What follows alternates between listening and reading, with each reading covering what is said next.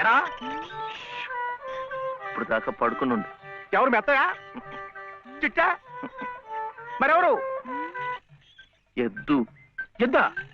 ఎద్దు ఇప్పుడు దాకా నిద్రపోయింది, ఇప్పుడే లేచి తిరుగుతోంది పాపం. ఇట్ట అరుస్తే మళ్ళీ పడుకుంటుంది, ఇంకా నూనె ఉండదు గీనె ఉండదు. ఇంకా ఉషేమిట్రా? నీ కాళ్ళు చేతులు విరిచి గానుగలు వేసి చెప్ప. ఆగో ఆగో ఆగో.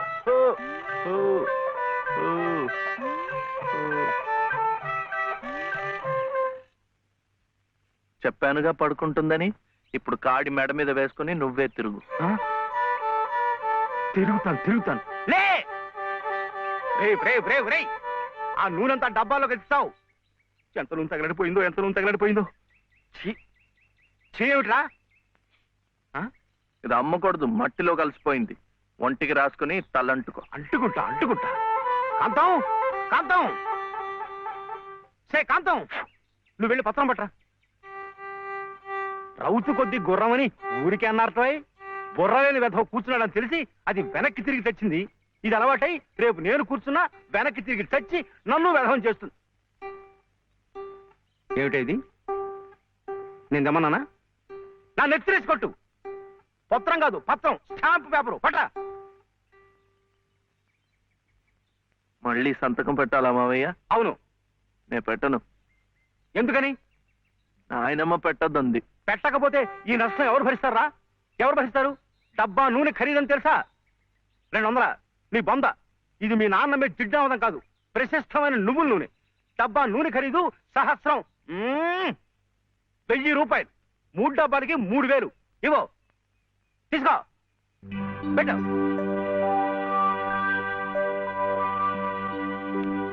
ఇది పెట్టిందే, ఇది పెట్టిందే, ఇది కూడా పెట్టింది. ఇది పెట్టు. ఏమిటా అది? మళ్ళీ సంతకం పెడుతున్నావా? మావయ్యకు చాలా నష్టం వచ్చిందట, 3 సహస్రాలు. ఎవరు చెప్పారు? ఏమయ్యా రే లే, మళ్ళీ ఇలాంటి సంతకాలు పెట్టావంటే ఒళ్ళంతా బాధలు పెడతా, జాగ్రత్త. నష్టం వచ్చిందట, నష్టం. ఇంతవరకు ఆయన గారు పెట్టించుకున్న సంతకాలు చాలు. నువ్వు జన్మంతా తప్పులు చేసినా ఆయనకేం నష్టం రాదు. వెళ్ళి స్నానం చేసినప్పుడు. ఏమిటండి మీరు కూడాను? ఎంత నష్టాన్ని భరించమంటారు? నిండా ముంచేస్తుంటాను. నిక్షేపం లాంటి నువ్వులోనే పిల్ల కాలంలో ఎలా ప్రవేశిస్తుంది చూడండి. పద్దు రాయద్దు. పద్దు నువ్వు కాదయ్యా రాయాల్సింది, నీ పాపాల పద్దు నేను రాయాలి. నా ఇల్లంతా హక్కు భక్తం చేసుకున్నందుకు రాయాలి. వాడి పొలం చేస్తున్నానన్న పేరుతో ఎక్కడికక్కడ పందికొక్కులా మెక్కుతున్నందుకు రాయాలి. నా బిడ్డ పోయిన 3 నెలలకే మళ్ళీ పెళ్లి చేసుకుని మమ్మల్ని ఎలా హింస పెడుతున్నావని రాయాలి. అనంత గారు అనండి. ఇంతకాలం మీ ఇంటి కుక్క కాపలా కాస్తున్నందుకు మీరు అనాల్సిందే, నేర్పడాల్సిందే. ఊరికి నేను ఎందుకంటారయ్యా? పాపాలు చేస్తుంటే అంటారు. మనిషికి ఒక మాట. గొడ్డుకో దెబ్బని నన్ను గొడ్డంటావా? శివశివా, సతీ తులసి లాంటి దాన్ని నా నోటితో ఆ మాట అనగలనా? పిన్ని గారు సామెత మర్చిపోయారేమో అని. నువ్వు సతీ తులసి సరే. ఏమిటా శబ్దాలు? ఇంట్లో ఎవరున్నారు? సతీ సావిత్రి లాంటి దాన్ని నన్ను అనుమానిస్తున్నారా? లోపల శబ్దాలు అవుతుంటే సత్యవంతుడికైనా సరే అనుమానం.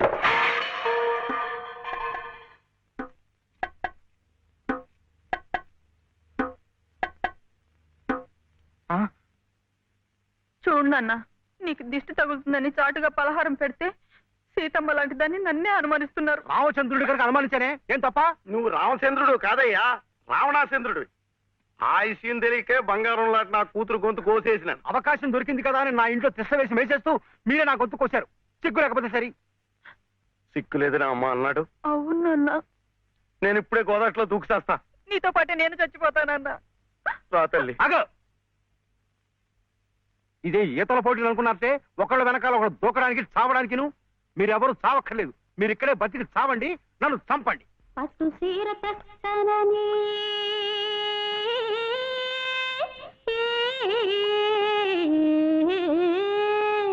పట్టు సీర తెస్తానని పడవేసికెళ్ళిండు మావా. పట్టు సీర తెస్తానని పడవేసికెళ్ళిండు మావా. గట్టి సేరేదాకా అటగే ఉండు పట్టపగలల్లే ఓ సందమావ. పట్టపగలల్లే ఓ సందమావ. తన సుబ్బులు ఏం శివయ్య అదేమిటి పట్టపగల్లో చందమామ గురించి పాడుతున్నావు? అడుగో వచ్చాడుగా. ఎక్కడా? ఏడి? నువ్వే ఏ కాదా? గుండ్రటి మొహం, చక్రాల్లాంటి కళ్ళు, ఎన్నెలల్లే నవ్వు. అయితే పాడుకో.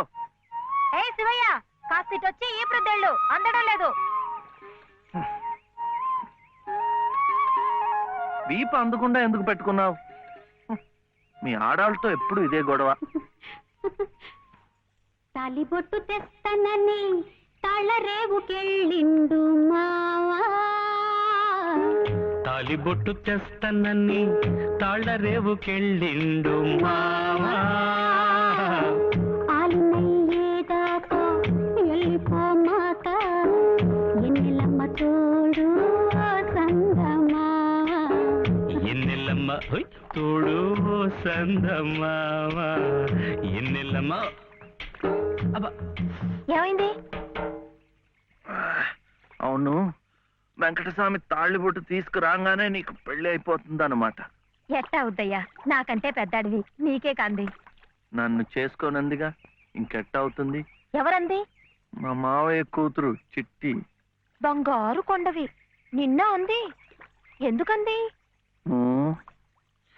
మా నాయనమేమో శివయ్యని నీ మొగుడు చిట్టి అంది. చిట్టేమో నేను నీ పెళ్ళానా బావా అని నన్ను అడిగింది.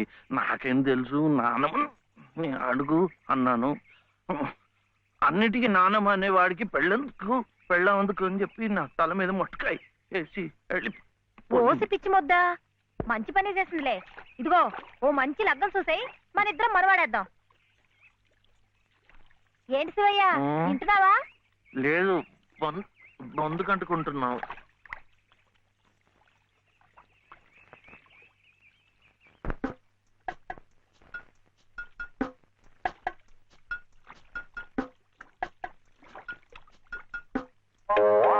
ఏం శివయ్య పెళ్ళనగానే చేతికేదో కరెంట్ వచ్చినట్టుగా ఉంది.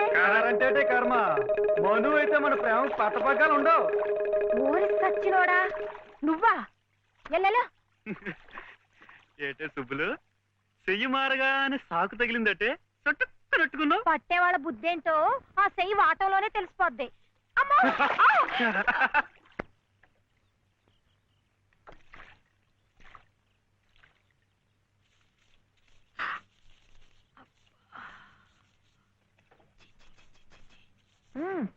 పొద్దునే ఏ మొహం పడితే ఆ మొహం చూడకు. అత్తయ్య ఏదో ఉండనా? లోపలికి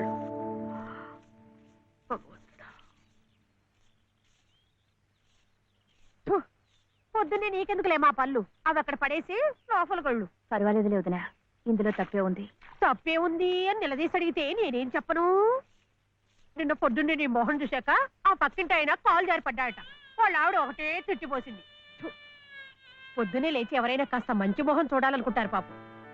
ఏమే నీళ్ళు, నువ్వు వెళ్ళి కాస్త కాఫీ పని చూడమ్మా. వెళ్ళు.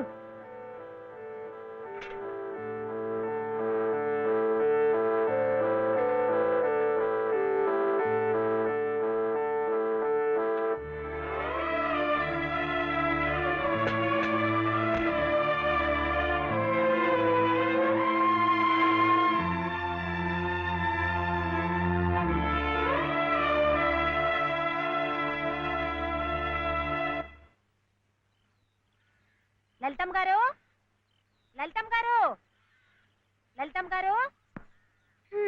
అదేమిటి రోజు ఎంచగ్గాను దుర్గమ్మ గారు దుర్గమ్మ గారు అని నా పేరు పెట్టి పిలిచేదానివి, ఈ రోజు ఏమిటి లలితమ్మో లలితమ్మో అంటా గావుకేకలు దుర్గమ్మ లలితమ్మ అయిపోయింది ఏమిటి?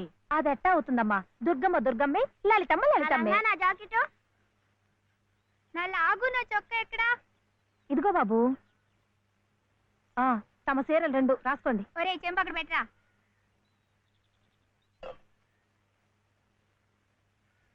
రా బాబు, ఇదిగో మీ అమ్మగారివి 6 చీరలు.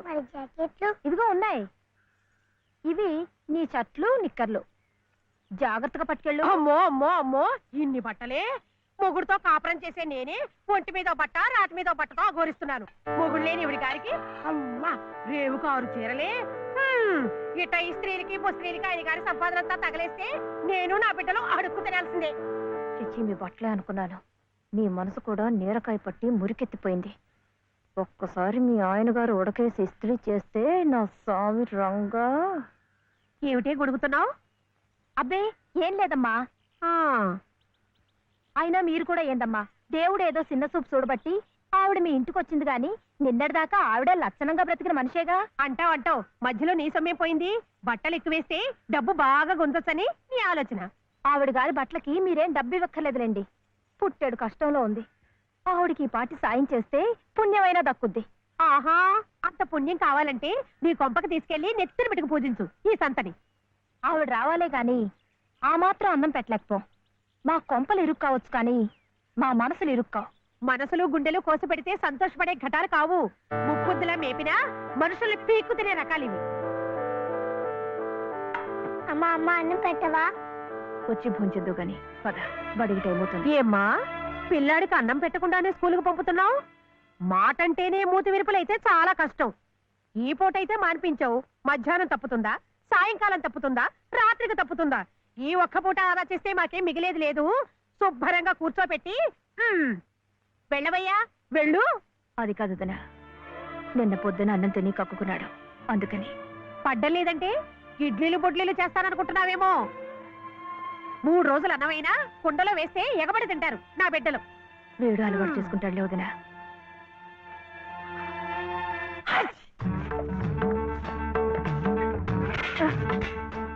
ఇక్కడ గొడిగే. నీకు వర్షం వస్తుందేమోనని. సర్లే ఎక్కడైనా పెట్టు.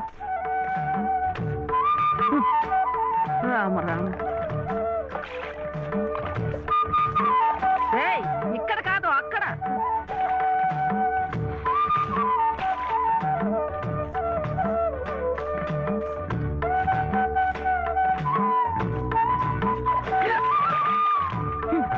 రామచంద్ర,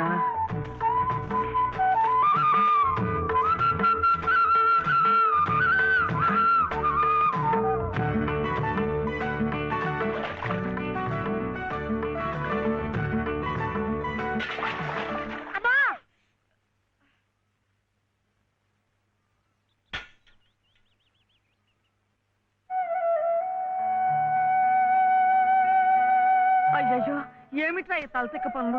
చూడలేదు. సర్లే, బిడ్డ పూర్తిగా తడిసిపోయాడు. ఏమనుకోకమ్మా. పర్వాలేదు. చాలే. అయితే రేపటి నుంచి నీళ్లు కూడా పోయాను. ఒరే, ఇదంతా నా కోసం అట్రా, నీ కోసం కాదు. ఏది చేసినా భక్తితో చెయ్యాలయ్యా. అయితే ప్రసాదానికి వెళ్ళినా వెళ్ళు.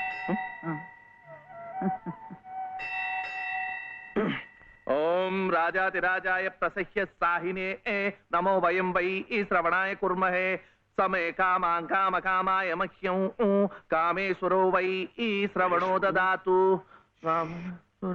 ఇంకా నైవేద్యం కాలేదురా. శ్రవణో దదాతు.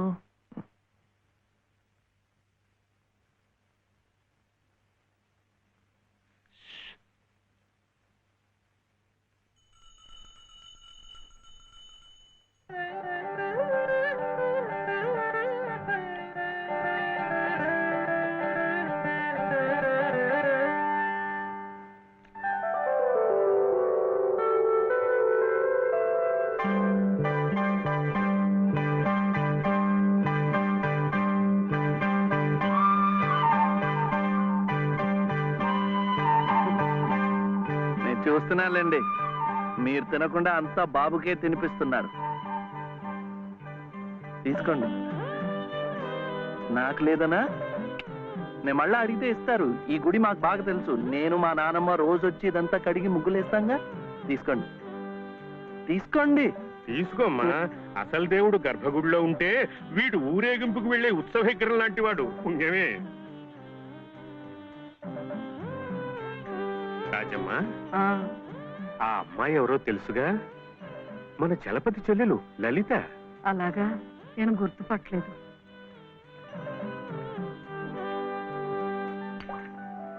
నిన్ను గుర్తుపట్టలేకపోయానమ్మా, ఏమనుకోకు. ఏమిటో మనిషికొక చింత పెడతాడా దేవుడు. గంగిగోవు లాంటి మీ అన్నయ్యకి ఆ మహాతల్లి మీ వదినెలా దొరికిందో. వస్తానండి. పదమ్మా. చూడమ్మా, ఇంత చిన్నతనంలోనే నీకొచ్చిన కష్టం సామాన్యమైంది ఏం కాదు. ఇలాంటప్పుడే మనసు చిక్కబట్టుకోవాలి. నేను ఎన్ని ఎదురు దెబ్బలు తిన్నానంటావు? కళ్ళ ముందే కాపురం చేస్తున్న కూతురు పోయింది, కొడుకు కోడలు పోయారు. చిన్నతనంలో జరిగిన ప్రమాదంలో మెదడికి దెబ్బ తగిలి నా మనవడు ఇలా అయిపోయాడు. ఇవన్నీ తట్టుకుంటూ మందులు మాకులు తింటూ ఇంకా బ్రతికుండాలనుకుంటున్నానంటే ఎందుకంటావు? నా మీద ఆధారపడ్డ వాడి కోసం, నా మనవడి కోసం. భగవంతుడా, వాడి బుద్ధి పెంచకపోతే పోయే, ఏ కల్మషం ఎరగని ఆ పసితనాన్ని అలాగే ఉంచు. చెప్పింది చేసే పట్టుదల, దీక్ష అవైనా ఇచ్చావు, అంతే చాలు అని రోజుకొక్కసారి ఆ దేవుడికి గుర్తు చేయటానికి ఈ కట్టిని ఇలా ఉంచాను. ఉమ్. చాదస్తం అనుకోకపోతే ఒక్క మాట చెప్తాను తల్లి. నువ్వు కూడా ఒక మంచి రోజు చూసుకుని ఈ గుడి ప్రాంగణం తుడిచో, మెట్లు కడిగో, ఇంత సేవ చేసుకో. అంత మాత్రాన బాధలు తీరిపోతాయని కాదమ్మా. ఆ భగవంతుడి అనుగ్రహం ఉంటే ఈ కష్టాల సముద్రంలో పడి కొట్టుకుపోకుండా కనీసం మోకాటి లోతునైనా సాగిపోగలమని. ఆ లలితమ్మ ప్రసాదాలు పెట్టి పిల్లాడిని స్కూలుకు పంపుతోందంటే ఆ వదిలి గారు ఎంత అమానుషంగా ప్రవర్తిస్తుందో ఆలోచించు. అదో నీ ఇష్టం వచ్చినప్పుడు అలా రావడానికి పోవడానికి ఇది ఏమన్నా ఇదనుకున్నావా? టీ గుంజీలు ఏదో పొరపాటు అయిపోయింది. రేపటి నుంచి వాడి టైంకి వచ్చేస్తా. రేపటి సంగతి రేపు చూద్దామమ్మా. ఈ క్లాస్ అయ్యేదాకా గుంజీలు తీవేద్దావా అని, అప్పుడు కానీ రాంగ్ కుదరదు. ఒరే ఒరే, ఏమిటా ఇది? మీరు క్లాస్ అయ్యేదాకా తీగుంజలు తీయండి. వాడికి నాకు సామ్యం ఏమిట్రా? వాడు తప్పు చేశాడు, తీయొద్దు. మీరు తప్పు చేశారు. నేనేం చేశాను? వాడు ఎందుకు ఆలస్యంగా వచ్చాడో తెలుసుకోకుండా తీగుంజలు తీయమనడం తప్పు కదా. రే, ఎందుకు ఆలస్యమైంది? నువ్వు తీయొద్దు. ఏమ్మా, ఎందుకు ఆలస్యమైంది? వాళ్ళ వదిన బాగా చూసుకోపోతే గుడికి నిజమే కదా, గుడికి తీసుకెళ్లి ప్రసాదం పెట్టి తీసుకొస్తోంది పాపం. అన్ని మెట్లు ఎక్కి దిగాలంటే ఆలస్యం అవుదా? అవుతుంది. ఆ సంగతి చెప్పొచ్చు కదమ్మా. అంతే, ఆపు ఆపు. మాస్టారు, రేపటి నుంచి గుడిలో ప్రసాదం అయిన తర్వాత వీడు వస్తుండగా చూసి బెల్లు కొట్టండి. అట్టాగే లేరా, వెళ్ళు వెళ్ళు. నీ పేరేమిట్రా? బాలసుబ్రహ్మణ్యం. బాలసుబ్రహ్మణ్యం.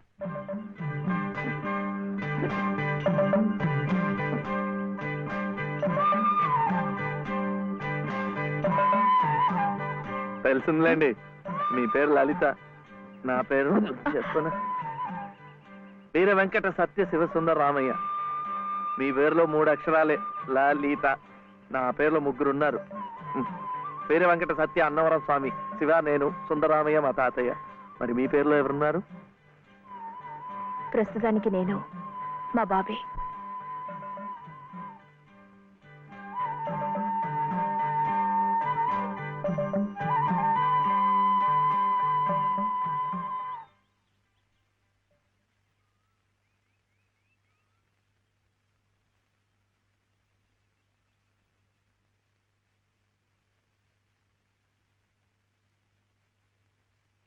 ఇలా సహాయం చేస్తే పుణ్యం, కానీ మొగాళ్ళు మాత్రమే చేయాలి.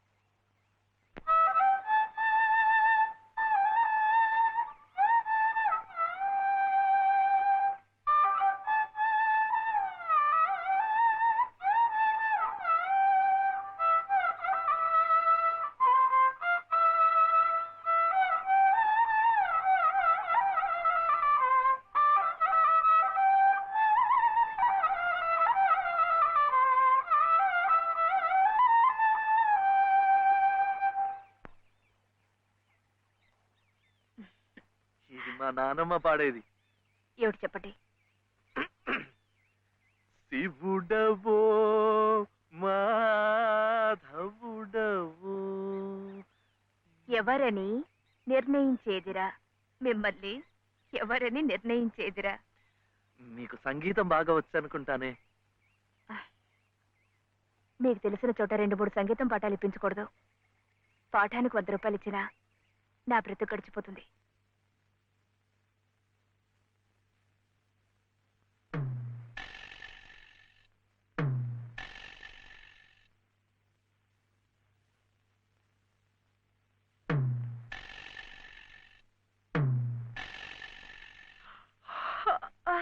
ఏమిటి ఏమిటి అప్పుడే ఆవలింతలు? పెళ్లినాడు హోమం చుట్టూ తిరుగుతుంటే పురోహితుడు చెప్పాడు కాబట్టి తిరుగుతున్నారనుకున్నాను. తెల్లవారులు మంచం చుట్టూ కూడా అలాగే తిరుగుతారని నాకేం తెలుసు? పాడుగాను బుద్ధి. తిరుగుతున్నానంటే ఏ కోణంలో చూస్తే నువ్వు అందంగా ఉంటావో చూస్తున్నా. నా అందం చూడటానికి ఈ జన్మ సరిపోతుంది. నా కడుపు పండటానికి మరో జన్మ పడుతుంది. పడితే పట్టని ఏమిటి?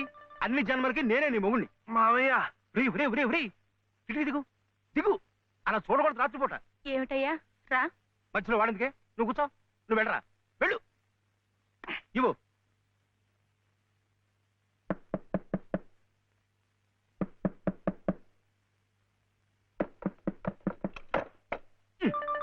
ఏమిట్రా? ఏమిటి గొడవ? అర్జెంటుగా నాకు 100 కావాలి. 100 లేదు కింద లేదు నీ పొంద. పోయి పడుకో. ఇస్తే గాని నేను ఎళ్లను, పడుకోను. చేతులు విరక్కొడతాను. అర్ధరాత్రి లేదు అపరాత్రి లేదు. పో.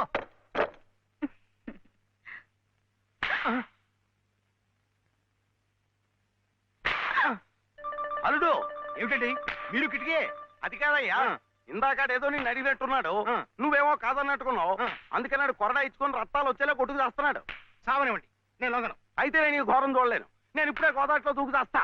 ఉండు నాన్న, నీతో పాటు నేను కూడా తూగి చచ్చిపోతాను. ఆగు. పగలు లేదు రాత్రి లేదు, ఒకటి ఈతల పోటీలు ఇద్దరికి. రాడు చూడాడు ఎలా కొట్టుకి దిగిపోతున్నాడు. అయినా ఆడు అడిగింది లచ్చలా కోట్ల ఓ కొంద. మీకు 100లాగా కనిపిస్తున్నాడు మీ బొంద. ఇలా 10 సార్లు 10 వందలు ఇస్తే ఎన్ని 100 అవుతాయి నా బొంద? ఇలా ఇప్పటికిప్పుడు కావాలంటే చిల్లర ఎక్కడి నుంచి ఇస్తారు వాడు బొంద? ఇదిగో బాబు అందా. అలా కొట్టుకోకూడదమ్మా.